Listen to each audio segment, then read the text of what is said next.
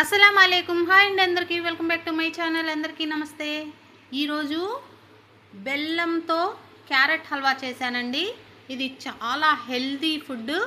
మీరందరూ కూడా ఈ క్యారెట్ హల్వా ఒక్కసారి అయితే బెల్లంతో ట్రై చేసి చూడండి. టేస్ట్ మీకే అర్థమవుతుంది. దీనికి ముందుగా నేనైతే కుక్కర్ తీసుకున్నానండి. కుక్కర్ అడుగు భాగం బాగా మందంగా ఉంటుంది కాబట్టి నేను కుక్కర్ తీసుకున్నాను. ఇందులో నెయ్యి వేసేసి నెయ్యిలో ఈ తురిమి పెట్టుకున్న క్యారెట్ అయితే బాగా ఫ్రై చేయాలండి. బాగా ఈ నేతిలోనే మనము ఈ క్యారెట్ అయితే కొద్దిగా ఫ్రై చేసి కొద్దిగా ఉడికిన తరువాత పాలు పోసేస్తాను నేనైతే. చూడండి, ఇలాగా కొద్దిగా ఈ క్వాంటిటీ కొంచెం తగ్గుతుంది కొంచెం ఫ్రై అయిన తర్వాత. ఇప్పుడు పాలైతే తీసుకుంటున్నాను. చూడండి, బాగా చిక్కటి పాలండి. ఈ పాలు ఇంకొంచెం పాలు కూడా పోస్తాను చూడండి.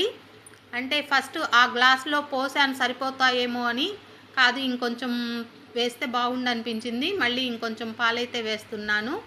మీరు కావాలంటే ఇంకొంచెం ఎక్స్ట్రా కూడా వేసుకోవచ్చు. ఆ పాలల్లో అయితే త్వరగా ఉడుకుతుంది, టేస్ట్ బాగుంటుంది. దీనికి నేను మూత పెట్టేసి విజిల్ పెట్టి ఒక 2 మినిట్స్ అండి. అంటే విజిల్ వచ్చేంత వరకు అయితే ఉంచలేదు. విజిల్ వచ్చే ముందే మూత తీసేసాను. స్టవ్ ఆఫ్ చేసి మూత తీసాను. చూడండి, మూత తీసేసి ఇలాగే ఉడికించాలి. చూడండి, ఇలాగా మధ్య మధ్యలో కలుపుతూ ఉడికించాలి. ఇది ఉడికిన తరువాత మాత్రమే మనం బెల్లం అయితే వేయాలి. బెల్లం చూశారు కదా, 1/2 కిలో బెల్లం అండి. 1/2 కిలో బెల్లంలో నేను కొంచెం తీసాను. ఇందులో యాలుకలు పొడి చేసి వేసేసాను. ఇప్పుడు ఈ బెల్లం మొత్తం ఇందులో కరిగిపోవాలండి. కరిగిపోయేంత వరకు మనము బాగా దీన్ని ఉడికించుకోవాలి. చూడండి, ఆ నెయ్యి, ఆ బెల్లం, ఆ పాలు వీటితోనే ఈ క్యారెట్ అయితే ఉడికిపోతుందండి. చాలా టేస్ట్ అయితే చాలా బాగుంటుంది.